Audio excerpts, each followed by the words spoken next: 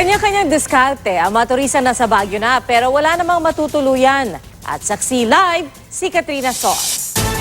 Katrina? Pia, punuan na raw ang mga hotel dito nga sa lungsod ng Baguio. Kaya nga sa may mga balak na magpunta rito, mas mainam raw na may booking na bago magpunta rito.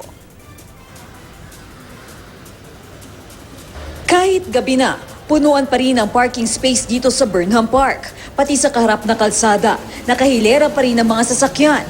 Ang ilan kasing turista, no choice kundi mag-overnight sa kani-kanilang mismong sasakyan. Punuan na kasi ang mga inn at hotel. Bukod pa sa mataas na rin daw ang singilan ngayon. Dahil overnight stay sila sa parking, hindi na raw nila problemahin ang traffic kapag gumala na. Walking distance na lang kasi sila sa mga pasyalan tulad ng Burnham Park. Ayon sa Baguio Tourism Office, hindi naman daw ito bawal, ngunit it's something that we do not really encourage too much, no? Because we cannot assure the safety.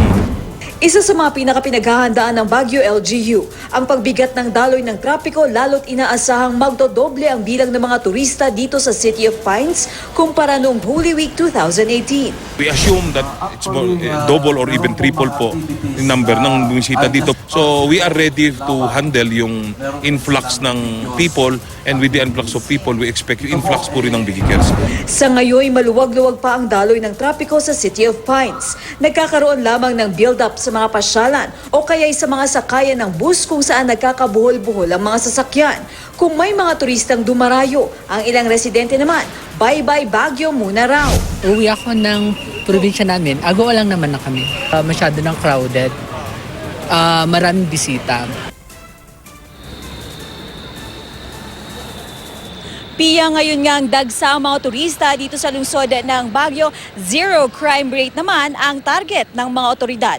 At live mula dito sa Baguio City, ako si Katrina Son, ang inyong saksi.